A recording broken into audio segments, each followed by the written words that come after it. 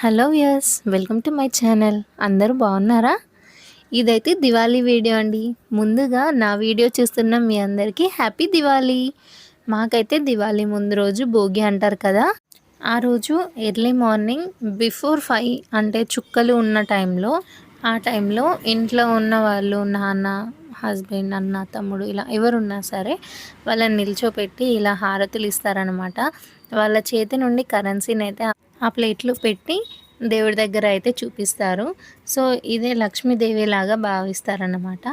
ఆ హారతుల session complete అయిన తర్వాత ఇంకా అందరం అయితే ఇంట్లో క్రాకర్స్ కాల్చి ఎంజాయ్ చేసాము.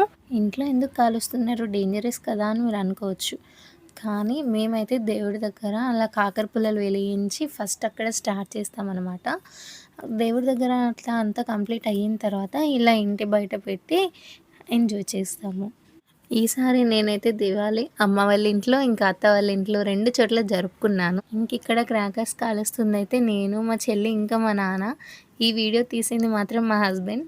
ఇలా మేము చాలా ఎంజాయ్ చేసి ఇంకా మా అత్త వాళ్ళ ఇంటికైతే రిటర్న్ అయ్యాం. అంత ఎర్లీ మార్నింగ్ రావాలంటే చాలా చలి పెట్టింది. ఎందుకు అనంటే ఆల్రెడీ చలికాలం స్టార్ట్ అయిపోయింది. ఇంకా మేమైతే మా అత్తమ్మ వాళ్ళ ఇంటికి రీచ్ అయ్యాం.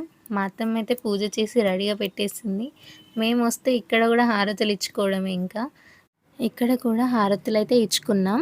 ఈవినింగ్ ఇలా ముగ్గు వేసి ఇంటి ముందు దీపాలైతే పెట్టుకున్నాను.